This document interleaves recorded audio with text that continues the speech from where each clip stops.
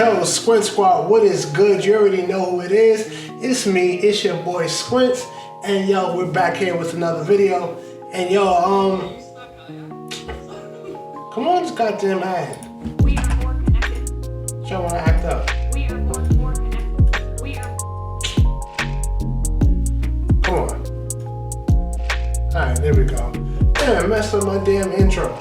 But yo, guys, we're gonna be looking at top 10 scary social media disasters that could have been avoided. And we all know, like, the internet is evil. That's all I can say. There's nothing good on the internet. You know, anything that's on the internet is like, you know, it's just out to the world. You know, I'm gonna just leave it. The internet is evil. You know, so we're not even gonna waste any more of your time. We're gonna get right into this video. Alright, guys. We are more connected than ever before thanks to social media. But not all connections are good connections, and Nope. some can end in disaster. I'm counting down the top 10 scary social media disasters that could have been avoided here for you on IO. What is gravy, friends? Welcome back to another Inform Overload Top 10. I'm Charlotte, and you guys are potatoes. If you're offended about being called a potato, don't worry. It's a compliment. Subscribe for training news. I'm offended. She called me a potato. I'm supposed to be referred to potato. Top 10 lists that cure your boredom and jokes your dad probably could have written better himself. And follow the IO team on social media so we can connect outside of YouTube. Let's slide on into number 10 with the Twitter argument. Twitter exchanges can get pretty heated sometimes. There's a lot you can say with 140 characters. Apparently, enough to cause someone to commit manslaughter. Jamek Blake and Kwame Dancy were childhood friends, best friends reportedly since they were 12, but they had a falling out over Twitter. Jamek Blake said that they used to argue a lot and he would usually back down, but one day he decided not to back down after he saw something Kwame wrote on Twitter to a friend. Kwame tweeted a threatening message and Jamek went over to his apartment. They lived on the same floor in the same building and killed him with a shotgun. Then after he committed the murder, he immediately What? went on Twitter. So you saw me say something to somebody else and you came to my crib and shot me? Like, what is that your friend or are the other two people friends? I don't know. And tweeted, "Rest in peace, Kwame." Jamek pleaded guilty to manslaughter and was sentenced to 21 years in prison. Adam How do you kill somebody and then you write rest in peace to the person you just killed? Yo, oh, this world, I don't know how old these people are, this generation.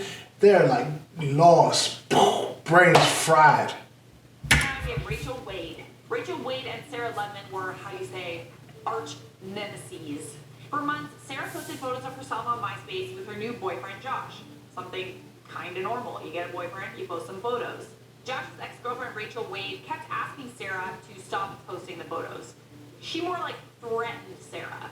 They harassed each other for months and left threatening voicemails. Here is a transcript of one of them.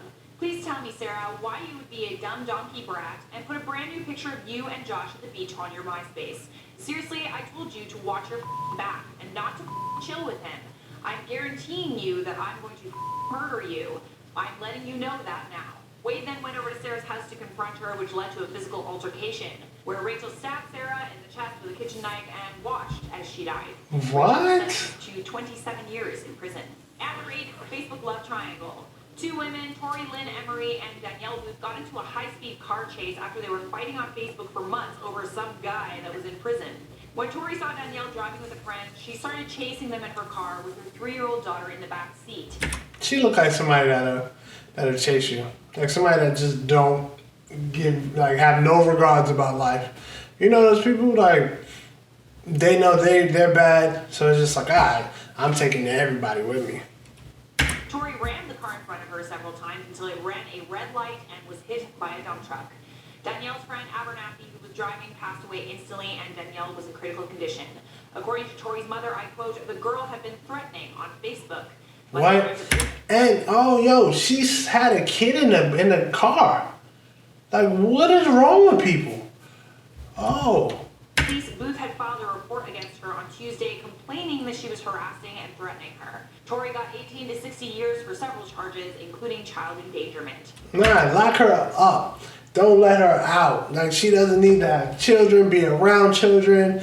You know, she shouldn't even look at children. You know, she should look at a wall the rest of her life. Because that could have been avoided. It's like you just endangered yourself along with somebody else. Like, okay, you shouldn't be like doing that to nobody else, but it's okay. Like, endanger someone else. When you endanger yourself too, it's like, where's the rationality to that? Number 7, we have Edward Richardson. Oh, he better not be like do something real crazy because you know he's bringing shame to the name. You know, I'm a Richardson. Could be my cousin. You never know. But as far as I know, us Richardsons, we kind of sane. You know. Relationship status back to single. It can be pretty tough. You're basically announcing to everyone you know that you're on the market again, and also that your relationship ended. When Edward Richardson saw that his wife Sarah changed her relationship status to single, we're not cousins. I take that back. We're not cousins. Freaked. Their marriage was already on the rocks and they were separated. Scott tried to contact her via Facebook, but when she didn't answer, she went to Sarah's parents' home where she had moved back in, broke in by breaking the front door window, and confronted her with a knife. He then tried to take his own life, but was arrested before he was able. He got 17 years. At number 6 is Houston Schlicker. In the days of MySpace, it seems like everyone was addicted to the site. It was the first social media site, and people were like, they were into it. People were into it. MySpace. Yeah, if you wasn't around for MySpace, you wasn't around for nothing. You know, you had your top 8. Then you go, what was it? I think you could have like some kind of code where you got like a top 16, top 24. You know, you put your music on your page. You know, you decorated the way you was, and like, yo, it's crazy how people really felt ways if you weren't on their top 8 or if they weren't on your top 8. You know, it'd be like, oh, how come this person's on your top 8 and I'm not? It's like, I'm not your top 8 friends. It's like, come on. That's why I just kept it to family. You know, the friends, I don't need anybody like judging where they was. So my excuse is like, that's my cousin. That's my brother. That's my cousin. You know, it's like everyone up there is family. So you can't even feel no way about it. But MySpace, whoo, those are the days. Was so addicted to it that when his father threatened to ban him from using it, he committed patricide with a 12-gauge shotgun.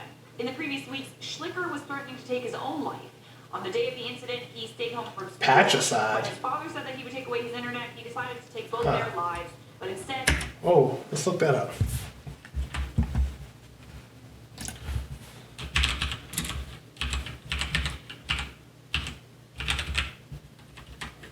Patricide. The killing of one's father. What? I wouldn't dare. Over MySpace? And then what is it like? I don't know. I guess like at that time it wasn't that much technology. But it's like, if you change my password, I can just make another account. Or I can just go on my phone. Or I can just use a friend's phone. Like one thing, people used to use other people's phone. So it's like, especially like for AIM. I don't know how many of you were around for the AIM days. Like people who didn't have like a sidekick or anything, they'd be like, yo, let me borrow your side. Let me sign in real quick just to see what's going on. And 9 times out of 10, people just signed in to put in a wait message up and just sign out. You know, so it's like people will see your away message, they'll see you sign off, but you can still see the away message. And that's when people, damn, we really used to go hard on away messages. No, we came a long way, people. We came a long way. Killing his father. He called a friend who convinced him to turn himself in. He was sentenced to 20 years. Halfway there, at number 5, you have the death list. Back in August of 2010, 3 Colombian teenagers were found shot, but police had no motive or leads. 5 days later, the names of the deceased teens, as well as 66 others, were found on Facebook death lists. Another teen on the list was then killed 3 days later, and then more lists began to pop up. All the teenagers on the list were tracked down, and leaflets were placed on cars, telling them to leave Porter Assist or they would be next. To this day, no one knows who made the list or who was responsible for the crimes. What? The police suspect it was gang-related activity. In at number 4, Scott Humphrey. Now listen, I'm not a fan of the Facebook poke either. There was always something really weird about it. Like, yeah, I get that you're flirting with me, but like you're poking me. What really is the poke for? Is it just something that's there? Anyways, it's such a weird way to get someone's attention. Back in 2014, 27-year-old Scott Humphrey was sent to jail after he beat up his friend Richard in a cab. Humphrey was upset because apparently Richard had poked his girlfriend on Facebook. Richard told Scott that he had no idea the woman was his girlfriend and meant no offense, but Scott kept punching. Richard became lightheaded from the blows, and when Scott punched him to the ground, he hit his head on the pavement. The injury ended up being fatal, and Scott got 4 years and 4 months for manslaughter. We have Natalia Burgess. In 2011, 27-year-old Natalia Burgess from New Zealand had spent several months making fake Facebook profiles using photos of attractive young women that she then used to reel in Christchurch schoolboys and start online relationships with. According to the press, after creating an attractive new profile... Yo, why are Tifa's like that? Yo, she looked like somebody that would like catfish the mess out of you.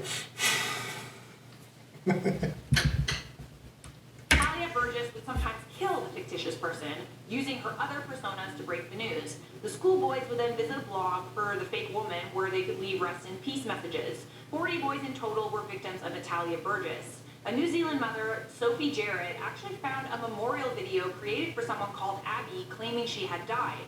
But it was her photographs.